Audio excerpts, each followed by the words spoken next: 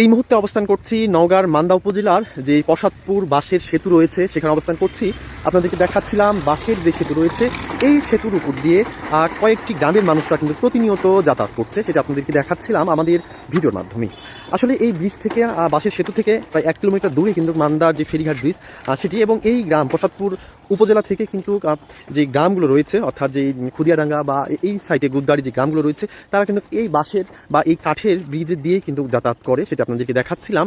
প্রতিনিয়ত কিন্তু মানুষরা যাতায়াত করছে। এর উপর দিয়ে কিন্তু আপনার এই কাঠের সেতুর উপর দিয়ে মোটরসাইকেলরাও কিন্তু যাতায়াত হচ্ছে, মোটরসাইকেলগুলোও কিন্তু চলাচল করছে। এছাড়াও আপনার মানুষরা কিন্তু পায়ে হেঁটেও চলাচল করছে। আমরা এই মুহূর্তে দাঁড়িয়ে রয়েছি কিন্তু আত্রাই ব্রিজ অর্থাৎ আত্রাই যে নদী রয়েছে আত্রাই নদীর উপর কিন্তু আমরা দাঁড়িয়ে রয়েছি। দেখতে পাচ্ছেন আপনার এই কাঠের সেতুর উপর দিয়ে মোটরসাইকেল যাতায়াত করছে মানুষরা, সেটা আপনাদেরকে দেখাচ্ছিলাম। নদী কিন্তু শুকিয়ে গেছে, নদী দিন দিন শুকিয়ে যাচ্ছে, সেটা আপনাদেরকে দেখাচ্ছিলাম।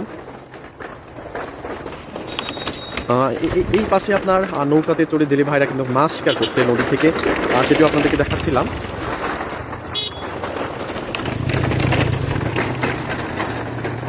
আমরা যে নদীর উপর দাঁড়িয়ে রয়েছি এই নদীটি হচ্ছে আত্রাই নদী।